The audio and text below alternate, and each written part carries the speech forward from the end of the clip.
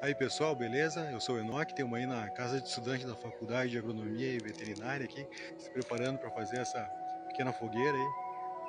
Mas estamos meio assustados aí com o tempo, tá ligado? Que parece que vai chover, mas não podemos perder a fé aí.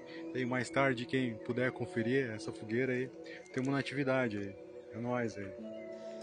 Olha aí, a fogueira tá top, top, ó. Coisa linda. Ó, madeira grossa embaixo ali, umas grimpas ali para pegar fogo melhor aí, que eu já comentei nos cursos anteriores aí. As grimpas estão ali embaixo, guardadinhas, madeira boa, umas podres e as fininhas aí para chegar em cima aí.